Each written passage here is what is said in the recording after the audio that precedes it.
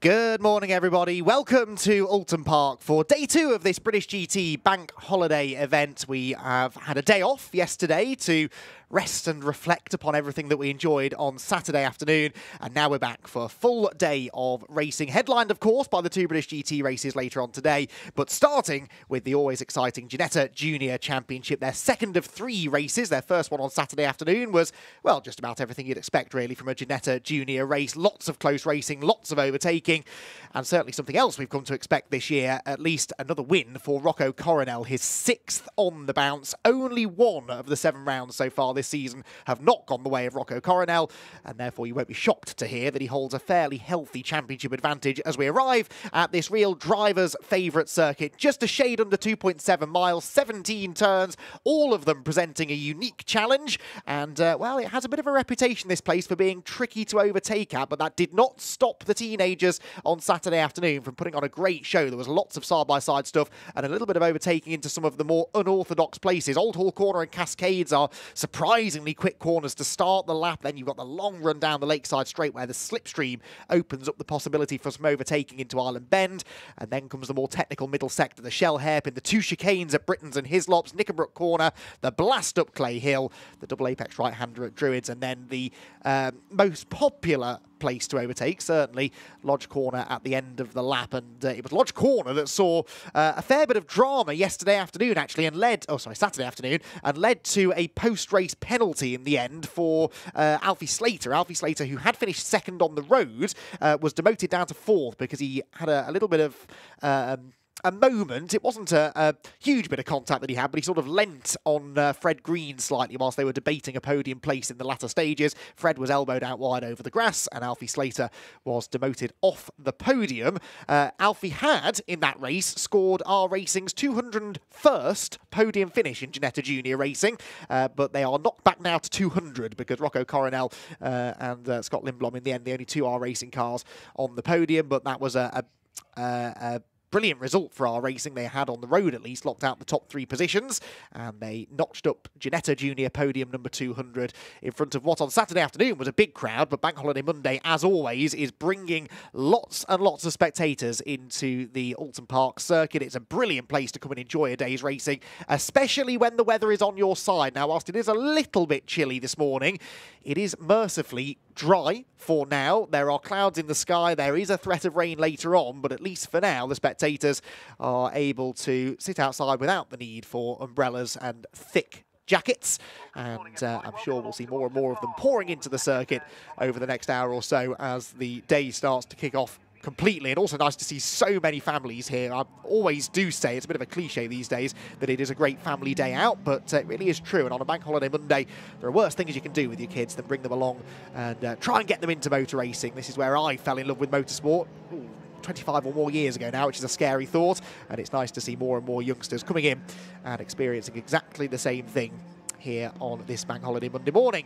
Cars then out on circuit, being released to the grid. They will stop on the grid and then have another green flag lap before the race actually gets underway proper. So we've still got a bit more time to look ahead to this race. The grid for which is based upon the championship standings coming into the weekend. Now, that was the same case for yesterday's race. It was a first time that this has ever had to happen, at least for these reasons anyway, in Ginetta Juniors. Those who are new to Ginetta Junior Championship might not know that the qualifying format is a little bit different for this series. Drivers are released from the pit lane at intervals, so they're all sort of out there on their own with no one else immediately around them. They're given 3 flying laps and not a single lap more, and out of those 3 laps, your fastest time sets the grid for race 1 and the second fastest time sets the grid for race 2. However, because the track was wet Saturday morning, we had quite a few dramas, and every time the session got underway, someone immediately seemed to find themselves exploring the scenery and bringing out a red flag. So because of that, no one was able to set a lap time, and it meant that Saturday's race and this second race grid were based instead on championship standings. That's what it says in the regulations, and so we have the heavy hitters in the championship all lining up at the front of the grid. Rocco Coronel there, the first of the 2 Red Bull liveried cars, number 23, Alfie Slater, his R Racing teammate behind, with Fred Green and Joseph Smith for Elite Motorsport sharing that second row of the grid. So that's how the front of the field will line up. We did have a fair bit of shuffling yesterday, though. It was obviously exactly the same grid for race 1, and yet that wasn't the order in which they finished. We had some good races run by the likes of George Proudfoot Nalder. He came up from outside the top 10, I believe it was, up into 7th position by the flag. And also those, of course, who didn't quite come out of race 1 in one piece. Reevy Lake, in particular, was involved in a dramatic moment up at the Shell hairpin in the early stages, which led to a retirement. Ethan Lennon and Josh Watts also failed to finish the race, unfortunately, after various misdemeanours around the circuit. So there he is, Rocco Coronel, son of well, racing legend. I was going to pigeonhole Tom Coronel into one particular form of motorsport, but actually that's not really fair, is it? Tom is a hugely talented driver across a wide variety of different styles of motor racing. And he's clearly passing that on to his son Rocco, who has just been simply unstoppable in 2025 so far. There is the youngster, thumbs up. He's looking over at the pit wall because the team were putting a bit of bright green tape on the wall to help him line up into his grid slot when he next arrives on the grid, because of course at the end of this green flag lap he won't have the R-Racing mechanics there to guide him into position. So the drivers have a bit of tape usually stuck to the concrete pit wall. They line that up with a certain bit of their car, and that means that from their eye line they are perfectly within those grid boxes, because there are penalties, of course, if you line up outside of that grid box. And it's not something we see that often, but some championships are hotter on that than others. Maybe some drivers in championships are slightly better than others at lining up within those grid slots. And but the teams do everything they can to make sure that issue does not rear its ugly head. 30-second warning is shown, then green flag lap about to get underway. Championship-wise, Rocco Coronel, as I said, with a good championship lead. He's on 232 points at the moment, 61 more than anybody else. Alfie Slater, second in the championship, is then 36 points clear of Fred Green. However, in the Ginetta Junior Championship, there are dropped scores, which we must start to take into account. We'll properly start diving into this, I think, at Snetterton the next round, because we'll be into the sort of mid-part of the season proper then. But I did do some rough calculations this morning, and once the 2 lowest scores are dropped, Rocco Coronel actually doesn't have quite such a substantial championship lead over Alfie Slater. We'll get to that in a moment. We'll run through the grid first, though. Rocco Coronel and Alfie Slater on row 1, Fred Green and Joseph Smith row 2, and Scott Lindblom and Colin Cronin on the 3rd row of the grid. Row 4 for Freddie Lloyd and Max Cuthbert in the R-Racing machine. George Proudfoot Nalder comes from 9th this time, but the Aussie driver was quick yesterday, and he has got Jarrett Clark, another Aussie, alongside him. Then Ethan Lennon and Ethan Carney, the pair of Ethans sharing row number 6 of the grid. Ethan Lennon, remember, was a non-finisher yesterday. Harry Bartler and Emilio Del Grosso on row 7, with Felipe Reich and Raul Zanzaran on row 8. Raul was getting involved in quite a few battles in race 1 on Saturday. Noah Young and Felix Livesey, they're together on the 9th row of the grid. Henry Cameron and Reevy Lake complete the top 20. Reevy, another one of those non-finishers in yesterday's race, as was Josh Watts, who comes from 21st alongside Josh Henry.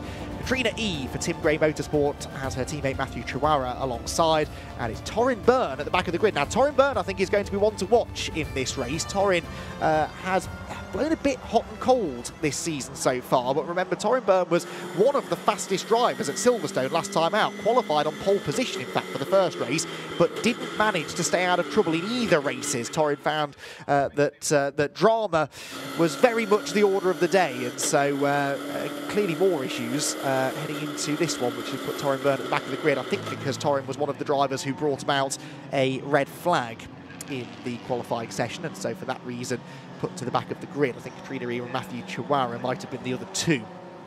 So bit of a shame for Torin, but we know that Torin Byrne has lots of pace in that car, and should be able to move forward up the order a little bit throughout the course of the 20-minute race. So Rocco Coronel, by the way, with 6 race wins in a row this season. That's now, I'm told, puts him 2nd on the list of all-time most consecutive race wins in Ginetta Juniors. Only Harry Woodhead has had a longer winning streak. That was back in 2013, and Harry won 10 races in a row. Now, Rocco Coronel is only 4 races away from that. That's going to be a tough ask, though, because the championship is so competitive this year. It seems really odd to me that we've got this seeming dominance from Rocco Coronel, when actually this is the most competitive the grid's been for a number of years. But Rocco Coronel just seems to be able to, he qualifies well. That helps, obviously. He's got speed, but his racecraft is massively impressive. Yesterday, we saw a really well-calculated drive from him. Didn't actually manage to hold on to the lead at the start of the race. Alfie Slater got past him, but then bang on mid-race distance, Rocco Coronel made his move, took the lead. They battled for a little bit, but then he re-established himself out in front and managed to pull away at the head of the field. So, yeah, he is now 1 win more than JB Caroline and Seb Prio, who were tied for 5 consecutive victories in 2015 and 2017, respectively. Thank you, Simon Pace, for that information. And I'm sure he'll keep the stats coming as the day goes on. Right then, grid is set, red lights are on, and the second race of the weekend for Ginetta Juniors gets underway. Rocco Coronel looking for that 7th victory in a row, accelerates nicely off pole position and should lead the field handsomely into Old Hall Corner, which he does. Slater pops into second, but Fred Green is up the inside already. Oh, there's a bit of a touches there. Slater was certainly sideways at the apex, and that sort of stacks the field up. You're riding on board here with Scott Lindblom. He is 5th in line as they head down the avenue, but that immediately has given Coronel the opportunity to break away from this almighty battle for second position. To the outside goes the 75 of Colin Cronin, and I think he might be able to sweep round the outside of Scott Lindblom there, because Cronin's got the slipstream down the Lakeside Straight, and Lindblom, as you can see, doesn't really have that same advantage. They pitch the cars into Island Bend. Scott actually carries good speed into the left-hander and keeps Cronin behind him for now, so that was good driving that from the Swedish driver to keep Cronin at bay. They're 3 abreast further back, and up the middle was going the number 32 of Ethan Lennon. Might have been George Proudfoot-Nalder on the outside. I couldn't quite spot the number, but no, George, I think, is at the back of this group. Yes, he is. Still running in about 9th position. Hopping over the curbs. They were really abusing that first curb yesterday, and they've begun race number 2 in exactly the same way. Coronel then leads over Hilltop. Look at the gap, though, that he's got over Slater already. I don't know if there was contact between Slater and Green, but they were mighty close through Old Hall Corner, and a tiny slide from Slater, which he did well to hang on to, but it just meant he breathed off the throttle just when he should be applying full throttle, really, out of Old Hall.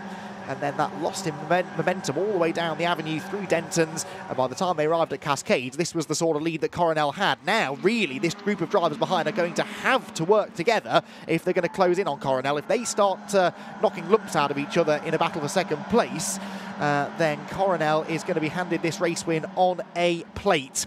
Down towards Lodge we go. Well, here they are, working together.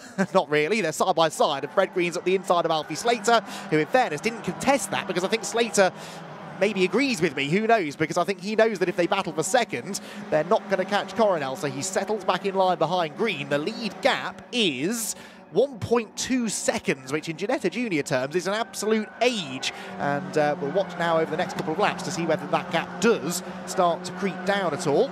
Battle's going on further back. Already a bit of damage there to Emilio Del Grosso's yellow and black number 5 car, and there might be more soon because he's out on the grass, battling away with Noah Young here. And Noah Young started 17th. I think has gained a position or two since, if I know, they're battling over 16th place. So it's Del Grosso who's slipped down the order. They almost lean on each other at Cascades, but the Elite Motorsport driver just about manages to retain that 16th position. Head down the Lakeside Straight, this second place group, they're running inches apart. This is so difficult to do, and they're actually starting to get into each other. And Slater, for the second time in this race, is nudged a little bit sideways by an Elite Motorsport driver. This time it's Joseph Smith, who couldn't quite make anything of that, but he stuck his nose in a gap where which wasn't really big enough at the Shell hairpin. It was almost a bit of a short oval move, that, just doing a bit of a bump and run on Alfie Slater, but in fairness, if he'd have gone through, that may well have led to a penalty. So Alfie Slater will hang on to third. But this is not the kind of working together that I was suggesting they probably should be doing. 22 Josh Watts has been on the grass, I think, there at the Britain chicane, but appeared, based on that onboard coverage, to have recovered that pretty nicely. Through Hislops into the right-hander at Knickerbrook Corner. Crucial that you get a good exit from that turn. Head up and over Clay Hill, and now the hand gestures begin as drivers try to signal to those around them that maybe we ought to not be battling quite so hard at this point. There are still 16 minutes to go, but look, Coronel's getting further and further ahead. In the first sector, to be fair, he was 2/10 slower than the cars behind, but he was then 7/10 quicker in sector 2, because that's when they started going side by side and trading paint up at the top end of the circuit. So Coronel is loving what he's seeing ever more distantly in his mirrors. Over Deers Leap we come then towards the conclusion of lap 2. The battle there that was going on was for 7th position. That was Max Cuthbert on the defence. George Proudfoot Nalder trying to find a way through. There's no room on the inside at Old Hall Corner. He couldn't go to the outside though, because Freddie Lloyd was there in the 67 car. And it's Freddie who I think should have the best exit from Old Hall Corner of that group, and may be able to challenge by the time they arrive down at the bottom of the hill at Cascades. Yes, he is, although I think Proudfoot Nalder's actually having another go at Cuthbert there. We can see this going on in the background. George Proudfoot Nalder levering aside the 7th place man. We'll have to find out in a moment whether that worked. Well, they're freight training Cuthbert now, aren't they? Look, Nalder on the inside being given a shove by Freddie Lloyd, and then Ethan Carney, another Elite Motorsport driver, is there too. So the R Racing driver finding himself with no friends at that particular moment, and Max Cuthbert loses 3 places.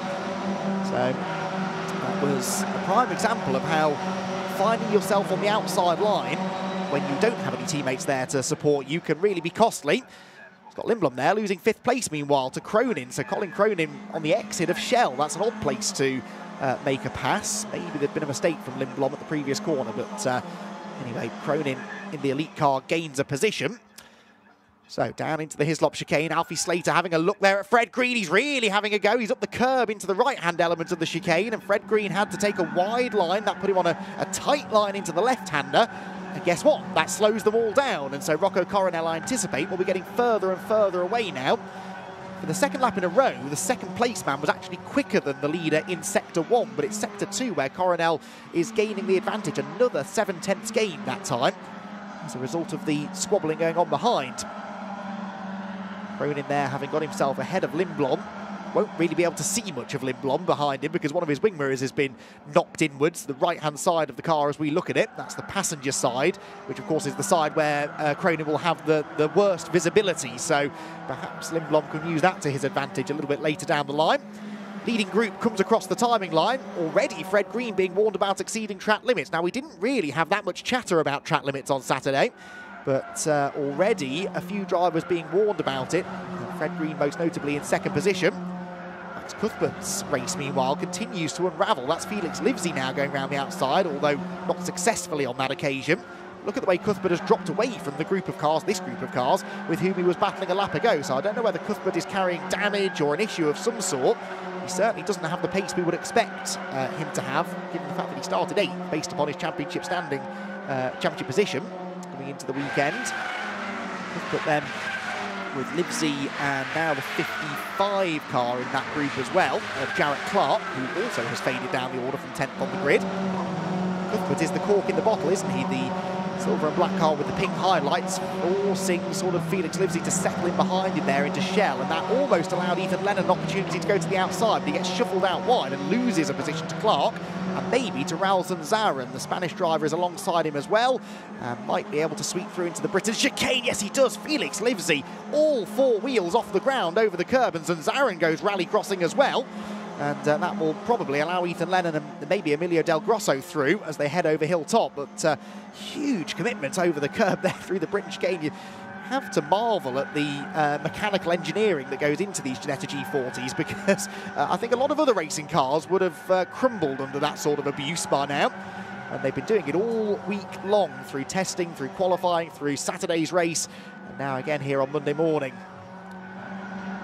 So towards Druids we go. They're still not settling down, are they, this group? We've got Zanzaran now battling with Del Grosso in the background. They go 2 by 2 into Druids, and Zanzaran will keep Emilio Del Grosso at bay for the time being. At the 3rd place here, Alfie Slater is under quite a bit of pressure from Joseph Smith. Joseph trying to get through on the way into Lodge Corner, but successful defence for the time being for Alfie Slater. So as the leaders come through then, we begin the 5th lap of the race, and the lead gap stabilising that time. Here comes Smith to the inside of Slater for 3rd, leans on Slater, who, remember, got a penalty for doing similar things on Saturday. Then they made more contact down the avenue, and that delayed Slater further. So Cronin gets alongside. That's the outside line for Cascades Corner, though, and there's no way through into the left-hander. But that was very physical stuff through the first corner. Smith's gone through, but Slater won't have appreciated the squeeze on the exit of the turn. And Slater now really wants to try and get his own back as they head through Island Bend. He's almost shoving the number 15 car into the left-hander.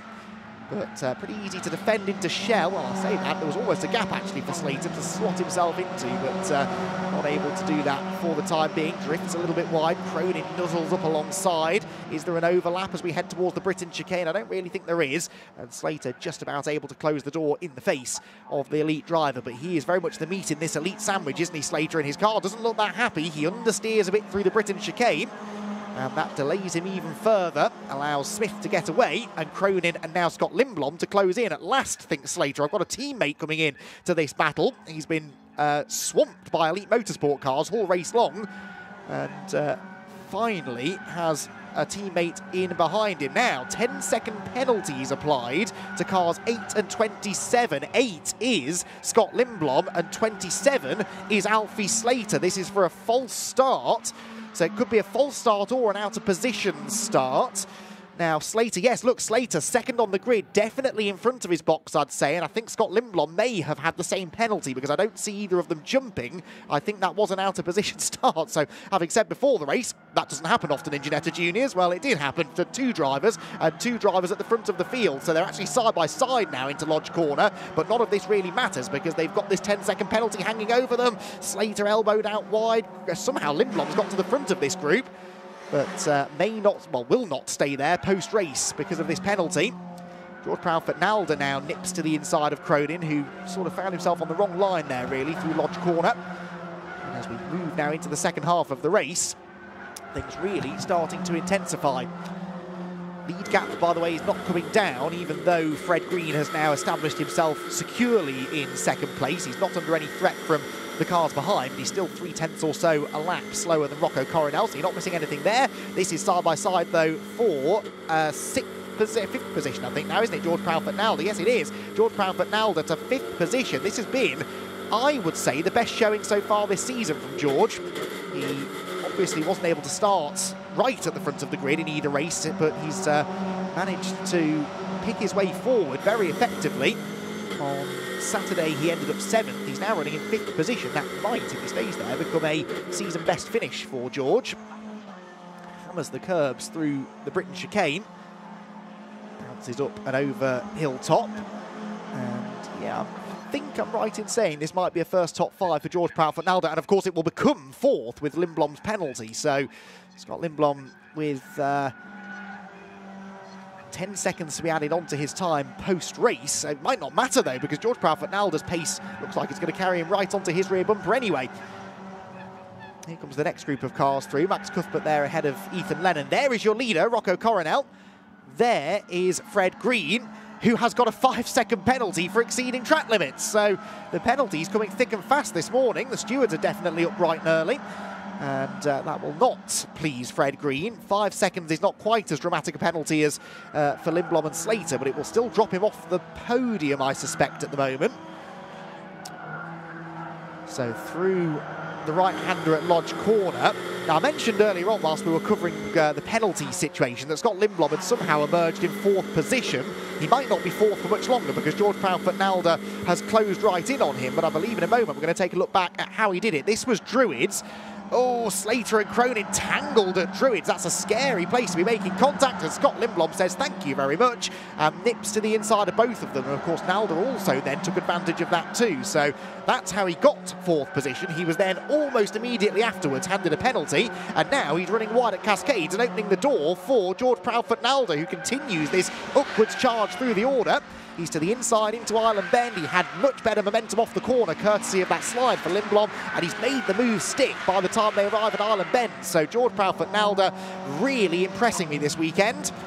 There's another penalty now, number 75, well, that's Cronin. So 3 of the cars in this 4-car battle have penalties now. 2 of them 10 seconds, that's Lindblom and Slater for the out-of-position start, and now a 5-second track limits penalty for Colin Cronin. So this is going to be, unfortunately, one of those races where I feel for the spectators trackside who might not fully understand the order that everyone's going to be running in now is not the order they'll finish in. That is Felix Livesey off the road at Shell, and that car looks a little bit dog-eared, so I think he's had contact with someone or something. Whether that was linked to that particular off-track excursion, I'm not so sure. Right, so 6 minutes to go. What more drama do we have in store for us? There were other drivers, I think, being warned about track limits earlier on, so one fears that we might not have heard the last of that always controversial topic. Fastest lap of the race, by the way, sat by Rocco Coronel, who does now look like he's well on course for that 7th victory in a row. He is 2.7 seconds clear of Fred Green, who in fairness has been pumping in personal best after personal best since he broke into 2nd place, but it's just not quite quick enough to do anything about Rocco Coronel. He is actually 2.7 seconds adrift of the lead and 2.7 seconds ahead of Smith, but remember, Green has 5 seconds to be added on after the race. So his goal really is to get 5 seconds away, well, ideally from Joseph Smith, but realistically from the battle for 4th. If he doesn't manage that, he could end up falling behind a number of these drivers. Although actually, maybe not, because 3 of them have penalties of their own. So we'll wait and see, shall we, what the timing screen says in 5 minutes' time. But now, things, dare I say it, have just calmed down slightly. I'm sure this is just the calm before the inevitable last lap storm. But with these 3 drivers all now, I'm sure, aware, courtesy of the pit boards and the LED board above the start-finish line, that they've got penalties. They're possibly just calming it down now to try and limit the damage being done. There is your leader. What can we say about Rocco Coronel that hasn't been said already? This one, in fairness, he's had a little bit easier than some other race wins this year. It all really went wrong for everybody else at turn 1, didn't it, when we had that little tangle for 2nd place. And Coronel was able to break the toe very easily. He's just not the kind of driver you can allow that sort of advantage to. And then, because that group behind wouldn't settle down in the early laps, there really wasn't anything they could do about him. So from that point on, it was a battle to be best of the rest. And it may well end up being Joseph Smith who ends up best of the rest. Ethan Carney, by the way, he's the red and black car just at the top of screen. He's just set the fastest lap of the race at 2:03.4, so that was a 10th and a bit quicker than anything Rocco Coronel's done so far. So that's pretty impressive. Number 25, George Proudfoot-Nalder, being warned about track limits. He's the car in the middle of shot there. Now, don't undo all of your hard work here, George. It might not be that costly, I suppose, if he were to pick up a penalty, because the 3 cars behind also have one, but still, he's got a chance of a podium here. He's closing in on Smith, and remember, this could be for 2nd place once the penalty's applied to Fred Green. So this could be a really sterling result for George Proudfoot-Nalder as long as he stays within track limits. He's on his final warning, but look, he's drafted right up behind the number 15 car. It's for 3rd on the road, but if they stay within 5 seconds of Fred Green, it will be for 2nd on corrected times. 3 minutes and 20 seconds to go, and George Proudfoot-Nalder might be about to make a challenge here. Closes in as they head towards Old Hall Corner. As I just mentioned, Ethan Carney already has the fastest lap of the race, but there are other cars in this group ahead who are going just as quickly, and one of them is George Proudfoot-Nalder. He's on the tail of Smith now as they head down the avenue and towards Cascades, where the 3rd place man moves to the inside to defend. George doesn't really want to go wide, though. That opens the door then for Scott Lindblom, so he's got to be a little bit clever about this. If he pulls out of line, he can't be sure that Lindblom will go with him. You're on board here with Lindblom. Looking back at Alfie Slater. Ethan Carney, of course, remember, is one of the few drivers in this group that doesn't have either a penalty or a final warning hanging over him. So as well as the bonus point for the fastest lap, he might be about to inherit a number of positions and maybe the class victory, because Slater, who you can see right behind us here on board with Lindblom, is leading in the junior class at the moment for non-rookies. Cronin 2nd, but they both have penalties, so Ethan Carney 3rd. A class win, looks like it's heading his way. But in fact, he's ahead of Cronin on the road now anyway, so that's 7th position. The Elite Motorsport drivers swapping up at Shell. Made that sound like it was orchestrated. It probably wasn't, but again, there's not much point really in Cronin fighting, although he's fighting back now on the run into the Hislop chicane, you can see in the background. Scott Lindblom providing us with some great rear-facing footage of that battle. Weaves its way now through the Knickerbrook corner. Freddie Lloyd there at the back of the group as well, number 67. So they're going to have one more lap to go at the end of this one. And Nalder, having caught Smith, is now just facing that ever-present problem for Ginetta Junior racers. You want to go on the attack, you want to make the move, but you know that if it doesn't work, it will almost inevitably lose your position. They've tangled under the bridge, though. That was almost a huge accident. And George Proudfoot-Nalder has to back out of that, so through goes Lindblom, through goes Slater, and that was a good run out of Druids, I think, for Nalder. And Smith tried to move over to cover, but Nalda was already alongside. That could have been an awful lot worse. They're all still there. And it has cost Nalda a couple of places on the road, but the two cars that went past him have penalties to be applied at the end of this, the final lap. So through Old Hall Corner they go. He's already back to the inside of Slater. And George Proudfoot Nalda's heart rate will be through the roof after that little moment. Can he pick his way back to the front of this group? There's door banging between Lindblom and Smith. Smith on the inside rides the curb through Cascades. He's drifting out wide though. Lindblom gets squeezed over the exit curb. The cars behind will get a run down the Lakeside Straight. They're three abreast. Slater to the inside of both of them. You cannot go through Island Bend 3 wide. They don't need to, because Slater and Nalda have gone through already. 5-second penalty for 67 Freddie Lloyd. Guess what? He's also in this group, so that's now 5 of them, I think, in this particular battle who have penalties to be applied. And there he is, Freddie Lloyd on the outside line. That is another track limits penalty, and he slips back behind Ethan Carney, who I think briefly he'd been ahead of them. So Slater now to third, which would become second because of the green penalty, except Slater's got a bigger penalty. So actually, I think George Proudfoot Nalda's back in second position here on corrected times, or maybe not, because they're more than 5 seconds behind Fred Green with all of this squabbling. So Green might just hang on to second position here. Nalda's gone back ahead of Slater, who charges round the outside through his lobs. They're side by side. They lean on each other. Nalda gets shoveled out wide, and around goes the 15 of Smith, and that has caused carnage at the chicane. Lindblom over the grass. Lloyd, I think, had to take to the grass to avoid as well. And I hate to say it, but that was all a little bit unnecessary, given that 4 of those cars have penalties. But anyway, through comes George Proudfoot Nalda. He's back ahead of Slater somehow. Surely he's not back at the front of that group, is he? Well, we'll pick the pieces together at the end of the lap, shall we? Rocco Coronel will be blissfully unaware of all of this going on behind him. He heads out of Lodge Corner, sees the checkered flag for the 7th time in a row this season, and further extends his championship lead. Coronel the winner, and it will be second place, I think, for Fred Green. Even after that penalty's applied, he's now well more than 5 seconds ahead of this group of cars coming to the line. It's going to be a drag race to the line between Proudfoot Nalda and Slater for third. It doesn't matter though, because Slater's got the penalty, so Proudfoot Nalda gets a first podium of the season. Carney is 4th on corrected times, and Ethan Lennon completes the top 5. Where was Ethan Lennon at the start of that final lap? He was nowhere near the top 10. They've all gone a little bit wild on this final lap. There's more grass tracking out of the final turn. They're leaning on each other. Reevy Lake was in the middle of all of that, and they come across the line. They're still making contact after the flag. Reevy Lake getting into it with Noah Young there, and well, they've ensured that the teams will have a little bit of work to do before the third and final race of the weekend later on today, because there are quite a few Ginetta G40 body panels that may well need to be replaced after that one. Not on this car, in fairness. Rocco Coronel's car, I don't think, has had a single bit of damage on it all season long. He's driven impeccably again, and that's win number 7 in a row. And I think he'll get almost as much enjoyment from watching that race back afterwards as he did winning it on the road, because he actually had a pretty uneventful 20 minutes by Ginetta Junior standards. In fact, by anyone's standards, really. So Coronel the winner, Green second, Nalda third. And I understand it's the final lap, and there were probably quite a few drivers who were frustrated at the penalties that they had, but it did rather beg the question, why were they all driving into each other? Now, I don't think Joseph Smith is very happy with somebody here, because he's charging through on this in-lap to the pit lane, almost as if he wants to get a message across to somebody on the way back in. But hopefully he manages to calm himself down, because he already, I fear, got involved in a few things there that he didn't really need to.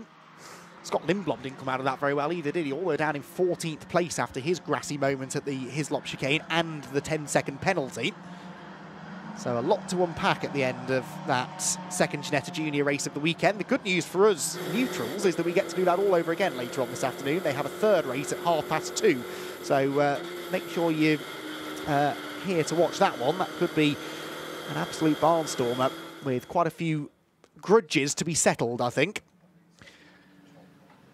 So, cars head into Parc Fermé. Here is your provisional, and I emphasise the word provisional, result. It is Rocco Coronel the winner. That is unlikely to change. Fred Green in second position. George Proudfoot-Nalder, massively impressed with George in that race, coming from deep in the field and surviving all of the shenanigans at the end of the race to get his first podium of the season. The two Ethans are next. Ethan Carney ahead of Ethan Lennon, with Freddie Lloyd 6th and Max Cuthbert in 7th. Torrin Byrne from 25th on the grid. Torrin Byrne ends up 8th. That flew right under the radar, ahead of Jarrett Clark and Colin Cronin. Then Rouse and Zarin, Joseph Smith, Alfie Slater, Scott Lindblom, and Felipe Reich in 15th place. The second Ginetta Junior race of the weekend here at Oulton Park was dramatic. Let's go with that. It started pretty serenely, certainly for Rocco Coronel, who held on to the lead from pole position, but an early challenge from Fred Green against Alfie Slater at Old Hall Corner led to a tiny touch, just enough to lose those two cars' momentum down the avenue, and that really was the last they saw of Rocco Coronel. There may have been an opportunity for them to work together and close back in the early stages, but they weren't interested in doing that, and a battle for second place ensued. Fred Green side by side once again with Alfie Slater into Lodge Corner, this time cleanly made the move into second position and would stay there for much of the race, although a 5-second track limits penalty would head his way midway through the 20 minutes. Alfie Slater really wasn't getting the rub of the green in this race. He struggled in this battle with Joseph Smith to keep the 15 car behind, eventually Smith making the move at Old Hall Corner, and they made further contact then down the avenue. Then Slater tangled with Cronin. That opened the door for Scott Lindblom, but both Slater and Lindblom had picked up 10-second penalties for being out of position at the start of the race. It all came to a head, rather, on the final lap of the race as Smith and Lindblom banged doors down through Cascades Corner. That opened the door for Alfie Slater to get up the inside and bring with him George Proudfoot-Nalder, who was on course for a first ever podium in the class. That, though, was put in real danger through his lobs with some door banging with Slater. Smith went around, Lindblom was on the grass. It all properly kicked off, but some way behind Rocco Coronel, who picked up a 7th victory of the season to extend his already healthy championship lead.